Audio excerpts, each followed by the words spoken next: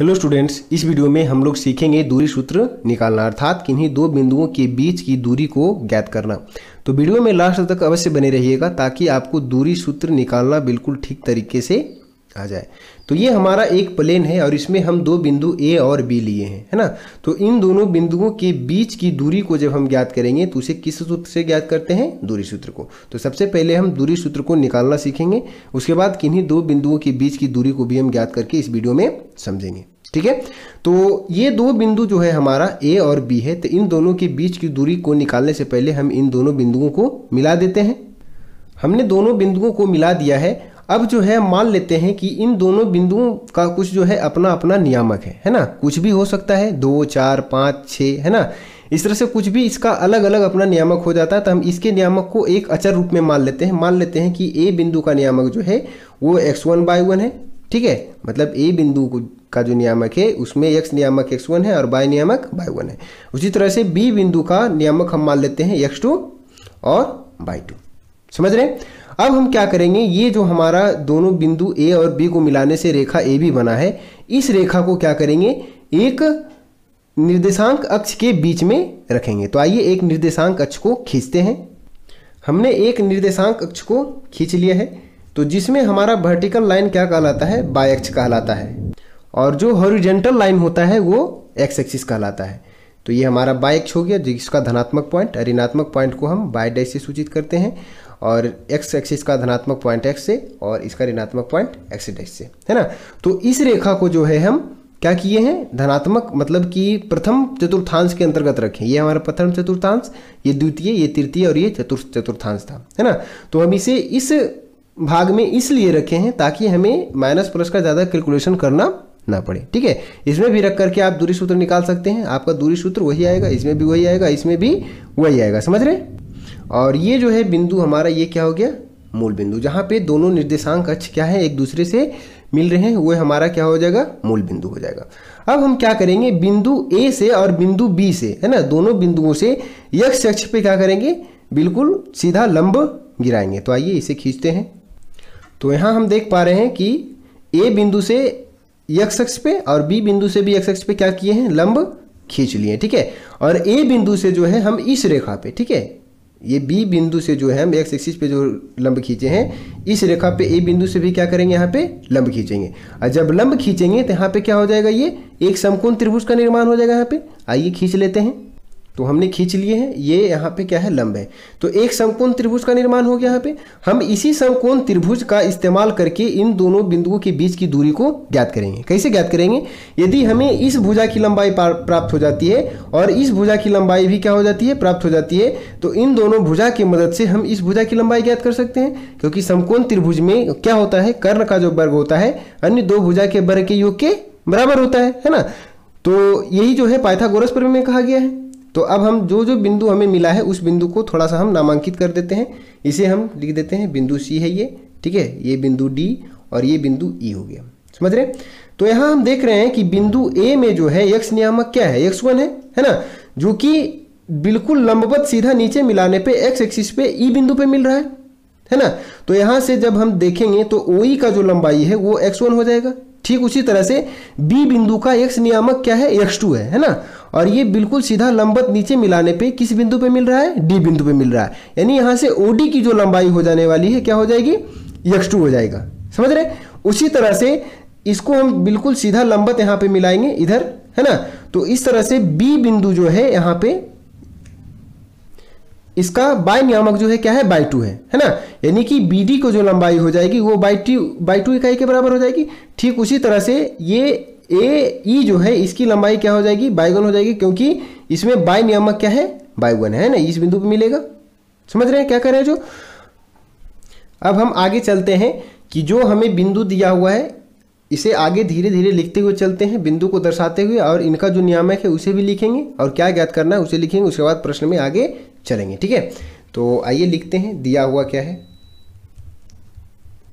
दिया है A तथा B दो बिंदु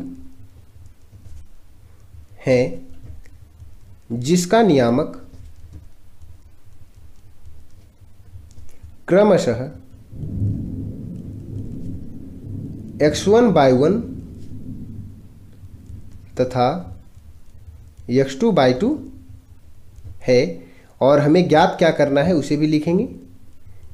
ज्ञात करना है a तथा b के बीच की दूरी, मतलब यही हमें ज्ञात करना है, a और b, यानी कि ए बी की लंबाई ज्ञात करना है, अर्थात करके लिख सकते हैं यहाँ पे, अर्थात ए बी। अब हम जो रचना किए हैं उसे लिखेंगे, तो आइए लिखते हैं रचना।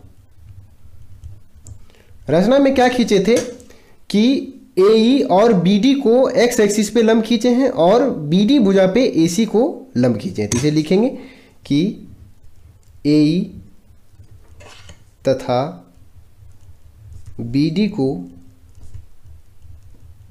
लंबवत एक्स अक्ष से मिलाया, ठीक है, तथा AC लंब BD खींचा। ये समझ रहे कि AE जो है और BD को जो है हम क्या किए थे, एक्स एक्सिस पे लंब खींचे थे और BD भुजा पे AC को लंब खींचे थे, जिस कारण से हमारा समकोण त्रिभुज ACB बना है ना। तो इतना करने के बाद हमें क्या हो गया, A और B बिंदु का जो हम नियामक माने थे उसके अनुसार से हमें OE है ना, OD और AE और BD इस सभी का क्या हुआ, लंबाई प्राप्त हुआ है ना, क्रमशः x1 x2 और y1/2 प्राप्त हुआ था, तो इसको लिखेंगे। अतः है ना, जब इतना खींचे इस अनुसार से क्या आ जाएगा, हमारा OE का लंबाई क्या बताए थे, OE का लंबाई जो x नियामक होगा A बिंदु का वही होगा, क्योंकि यहाँ बिल्कुल सीधे हम इसको लंबवत यहाँ x एक्सिस पे मिलाया गया है, समझ रहे हैं ना। तो ये OE का लंबाई क्या हो जाएगा, x1 हो जाएगा, तो यहाँ x1 लिखेंगे, ठीक है। उसी तरह से फिर OD का लंबाई लिखेंगे, तो B बिंदु का x नियामक क्या है, क्योंकि ये B बिंदु जो है बिल्कुल सीधा लंबवत कहाँ मिल रहा है, D बिंदु पे, है ना। तो ये OD का जो दूरी हो जाएगा क्या हो जाएगा, x2, क्योंकि इसमें x नियामक क्या है, x2 है, तो OD बराबर क्या लिख देंगे, x2। ठीक उसी तरह से AE, तो इसमें AE जो है क्या हो रहा है, ये बिल्कुल यहाँ बाई एक्सिस के यहाँ लंबवत है ना, समानांतर, तो यहाँ बाई नियामक क्या है, y1 है, तो AE का लंबाई क्या हो जाएगा, y1। ठीक उसी तरह से BD का लंबाई क्या हो जाएगा, y2, BD बराबर y2। ये चीज समझ रहे हैं। तो अब हम यहाँ देख रहे हैं कि ये AC जो है BD पे लंब है, AE है ना, ये एक्स एक्सिस पे लंब है और यहाँ भी ये क्या है, लंब है। तो जब ये लंब ये तो ये भी लंब हो जाएगा, जब ये भी लंब है तो, है ना, मतलब 3 कोण 90 डिग्री, एक चतुर्भुज बन रहा है ACDE, है ना, एक चतुर्भुज बन रहा है तो 3 कोण 90 डिग्री, चौथा कोण भी क्या हो जाएगा, 90 डिग्री हो जाएगा। तो इस हिसाब से AC की जो लंबाई होगा वो ED की लंबाई के बराबर हो जाएगा, ED, है ना, और AE की जो लंबाई है वो CD की लंबाई के बराबर हो जाएगा। ये चीज समझ रहे हैं। तो आइए इसे लिखते हैं आगे। अब आगे लिखेंगे प्रमाण में। प्रमाण में क्या लिखेंगे कि AC की जो लंबाई है वो AD की लंबाई के बराबर होगा, AC बराबर ED, है ना। और यहाँ हम देख रहे हैं कि यदि हम ED की लंबाई को लें, है ना, इसको यदि हम लिखना चाहें किसी अलग रूप में तो कैसे लिख सकते हैं, ये OD की टोटल लंबाई में से, है ना, ये OD की लंबाई में से यदि OE की लंबाई घटा दें तो ED की लंबाई प्राप्त हो जाएगी, है ना। तो वही चीज लिखेंगे, यानी कि OD ED बराबर OD माइनस OE, समझ रहे हैं। और हमें यहाँ OD और OE का वैल्यू दिया हुआ है, OD क्या दिया हुआ है, x2 दिया हुआ है, और OE क्या दिया हुआ है, x1, बीच में माइनस है, माइनस का चिन्ह देंगे, ठीक है। यानी कि AC और ED का जो वैल्यू है वो हमें क्या निकल के आ गया, x2 माइनस x1। ठीक उसी तरीके से यहाँ हम क्या करेंगे, BC की लंबाई ज्ञात करेंगे, क्योंकि AC की लंबाई हमें यहाँ ज्ञात हो चुकी है समकोण त्रिभुज ACB में, तो BC की लंबाई ज्ञात करेंगे। तो BC को हम किस तरह से लिख सकते हैं, BD और माइनस ये CD, BD की लंबाई में से यदि हम CD की लंबाई घटा दें तो हमें BC की लंबाई प्राप्त हो जाएगी, समझ रहे ना। तो यहाँ से हम लिखेंगे ये BC बराबर, ठीक है, BC बराबर क्या लिख सकते हैं, BD minus CD, BD minus CD, ठीक है। और BD की लंबाई हमें यहाँ दिया हुआ क्या, y2 दिया हुआ, लेकिन CD का लंबाई यहाँ कहीं पे भी नहीं दिया हुआ है। लेकिन हमको ये मालूम है कि CD और AE क्या है, दोनों बराबर है, तो यहाँ से लिख देंगे ब्रैकेट में, चूंकि AC, ठीक है, सॉरी AC नहीं, AE बराबर CD, AE बराबर CD, ये दोनों क्या है, बराबर है। और AE का लंबाई क्या दिया हुआ है, y1 दिया हुआ है, यहाँ पे CD है, तो सी डी और ए ई का वैल्यू जब दोनों बराबर है और ए ई का वैल्यू बाई 1 दिया हुआ तो यहाँ पे क्या लिख देंगे बाई 1। तो बी सी का लंबाई क्या है निकल के आ गया बाई 2 माइनस बाई 1। तो समकोण त्रिभुज ए सी बी को यदि हम ध्यान से देखें तो इसमें हमें ए सी और बी सी की लंबाई निकल चुकी है, ए सी और बी सी की लंबाई निकल चुकी है। तो अब यहाँ से हम ए बी की लंबाई निकाल लेंगे पाइथागोरस प्रमेय के अनुसार। अब हम आगे चलेंगे इसमें। अब समकोण त्रिभुज ए सी बी में है ना पाइथागोरस प्रमेय से लिखेंगे, पाइथागोरस प्रमेय से। ठीक है, क्या लिख सकते हैं कि ये जो है कर्ण हमारा ए बी है ना, तो ए बी का जो वर्ग होगा A C square plus B C square के बराबर होगा। पाइथागोरस प्रमेय में क्या कहता है कि कर्ण का जो वर्ग होता है किसी समकोण त्रिभुज में वो अन्य दो भुजाओं के वर्गों के योग के बराबर होता है। तो यहाँ कर्ण हमारा क्या है ए बी है, यानी कि ए बी स्क्वायर बराबर क्या हो जाएगा ए सी स्क्वायर प्लस में बी सी स्क्वायर। समझ रहे हैं। और हमें यहाँ ए सी और बी सी का वैल्यू ज्ञात है तो यहाँ पे वैल्यू भरेंगे, या ए बी स्क्वायर बराबर ए सी स्क्वायर क्या दिया हुआ है ये ए सी है x2 माइनस x1। ए सी का वैल्यू ये है, यहाँ स्क्वायर है तो इसका क्या कर देंगे स्क्वायर, बीच में प्लस का चिन्ह है प्लस का चिन्ह डालेंगे। और B C square, B C क्या दिया हुआ है बाई 2 माइनस बाई 1 तो यहाँ पे लिखेंगे बाई 2 माइनस बाई 1, इसका क्या है स्क्वायर है। ठीक है, या यहाँ से हम आगे चलेंगे तो क्या लिख सकते हैं ए बी स्क्वायर, यहाँ ए बी स्क्वायर का वैल्यू ये आया है तो यदि हम ए बी से स्क्वायर को हटाएंगे तो ए बी का वैल्यू क्या निकल के आ जाएगा अंडर रूट में चला जाएगा। जो हमारा दाएं साइड में है ये दाएं साइड में जो है वो पूरा क्या चल जाएगा अंडर रूट में चला जाएगा, क्योंकि ये क्या है स्क्वायर में। तो यानी x2 minus x1 under root में टोटल है ना, और plus y 1 minus y 2 minus y 1 इसका होल स्क्वायर। ठीक है, तो ए बी का वैल्यू क्या निकल के आया x2 माइनस x1 और प्लस बाई 2 माइनस बाई 1 का होल स्क्वायर। समझ रहे हैं। तो यही हमें ज्ञात करना था, यहाँ देख पा रहे हैं ज्ञात करना है ए तथा बी के बीच की दूरी अर्थात ए बी। तो ए बी निकल के क्या आ गया x2 माइनस x1 का whole square plus y 2 minus y 1 का होल स्क्वायर अंडर रूट में है ना। तो इस चीज को हम इस तरह से भी लिख सकते हैं, मतलब x1 माइनस x2 करके। ठीक है, x1 माइनस x2 का होल स्क्वायर और प्लस बाई 1 माइनस बाई 2 का होल स्क्वायर। क्यों ऐसा लिख सकते हैं, क्योंकि a माइनस बी का होल स्क्वायर जो है वो b माइनस ए के होल स्क्वायर के बराबर होता है। ठीक है, ये चीज समझ रहे हैं। और देखिए कैसे बराबर होता है, क्योंकि यदि हम लिखें a माइनस बी का होल स्क्वायर का सूत्र क्या होता है a स्क्वायर है ना plus B square minus 2ab ये चीज होगा। और b माइनस ए के होल स्क्वायर के जिस सूत्र लिखे तो क्या हो जाएगा b स्क्वायर है ना और प्लस a स्क्वायर और माइनस 2ab ये भी हो जाएगा। समझ रहे हैं। तो यहाँ a स्क्वायर है बी स्क्वायर जुटा हुआ है, यहाँ भी जुटा हुआ है और 2ab घटा हुआ है, इसमें भी 2ab क्या है घटा हुआ है ना। तो इस हिसाब से ये दोनों का जो वैल्यू है क्या होगा बराबर होगा। तो यहाँ x2 माइनस x1 था है ना जिसका होल स्क्वायर है। समझ रहे हैं, x2 माइनस x1 का होल स्क्वायर था तो यहाँ पे हम x1 माइनस x2 का होल स्क्वायर लिख दिए, क्योंकि a माइनस बी का होल स्क्वायर बराबर है b माइनस ए का होल स्क्वायर। ठीक उसी तरह से इसमें भी है ना। तो हमारा दूरी सूत्र जो निकल के आ गया वो क्या निकल के आ गया, दूरी सूत्र बराबर क्या आ गया under root x1 minus x2 का होल स्क्वायर और प्लस बाई 1 माइनस बाई 2 का होल स्क्वायर। ठीक है, आप किसी में भी किसी को घटा सकते हैं, ऐसा कोई मतलब फिक्स नहीं है ना।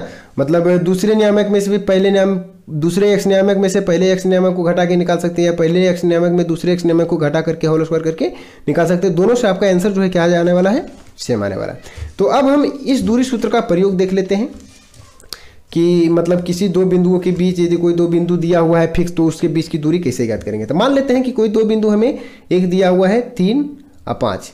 ठीक है, और एक देख लेते हैं और एक बिंदु ले लेते हैं 5 और 3 ले लेते हैं। ठीक है, एक बिंदु 3 5 ले लिया, दूसरा बिंदु क्या ले लिया 5 और 3। तो इन दोनों बिंदुओं के बीच की यदि दूरी निकालना हो, मान लेते हैं ये a नियामक है ये b नियामक है ना, तो ए बी बराबर क्या हो जाएगा अंडर रूट। तो इसके पहले नियामक को x1 मानना है x1। ठीक है, इसके दूसरे नियामक को बाई 1 है ना, इसमें पहले नियामक को x2 इसमें दूसरे नियामक को बाई 2। तो इसके अनुसार से इसमें क्या करना वैल्यू भर देना, जहाँ x1 वहाँ x1 का वैल्यू, बाई 1 जहाँ बाई 1 का वैल्यू, x2 का जगह x2 का वैल्यू और बाई 2 की जगह पे बाई 2 का वैल्यू भर देना है। तो ए बी में x1 क्या है ये 3 है, तो 3 माइनस x2 क्या है 5 है, तो 3 माइनस 5 स्क्वायर है तो इसका स्क्वायर कर देंगे, बीच में प्लस है। तो बाई 1 माइनस बाई 2, बाई 1 क्या है हमारा बाई 1 5 है 5 और माइनस बाई टू क्या है 3 है, तो 5 माइनस 3 इसका होल स्क्वायर करेंगे। तो 3 में से 5 जाएगा तो क्या आ जाएगा -2 का स्क्वायर, ठीक है, और प्लस 5 में से 3 जाएगा तो यहाँ भी क्या आ जाएगा 2 का स्क्वायर, समझ रहे हैं, अंडर रूट में। तो 2 दूनी 4, माइनस का स्क्वायर करेंगे तो प्लस आ जाएगा, यहाँ भी 2 दूनी 4 अंडर रूट में, है ना, मतलब 4 4 क्या आ गया अंडर रूट 8। तो इसका वैल्यू हम लिख सकते हैं 2√2, है ना, जैसे कि √8 को क्या लिख सकते हैं 2 गुने 2 गुने 2, तो एक जोड़ा जो है स्क्वायर में से एक बाहर निकल जाएगा, यहाँ बचेगा, तो √8 का वैल्यू ये, मतलब ए बी के बीच की दूरी, जब ये 2 बिंदु दिया हुआ रहे तो इन दोनों के बीच की दूरी क्या आ जाएगा 2√2, समझ रहे हैं। इस तरह से हम दूरी को ज्ञात कर सकते हैं किन्हीं 2 बिंदुओं के बीच का, है ना, दूरी सूत्र का प्रयोग करके, ठीक है। तो आशा करते हैं कि आप लोग दूरी सूत्र निकालना बिल्कुल ठीक तरीके से समझ गए होंगे, है ना। यदि वीडियो पसंद आया है तो वीडियो को लाइक कर अपने दोस्तों के साथ शेयर अवश्य कर लीजिएगा। चलिए मिलते हैं इसके अगले वीडियो में, तब तक आप हमारे चैनल पे बने रहेंगे। धन्यवाद। अगला वीडियो जो आएगा आपका वो होगा आपका संरेख बिंदु और समदूरस्थ पे, ठीक है, आधारित छोटा सा वीडियो होगा, तो चैनल पे बने रहिए।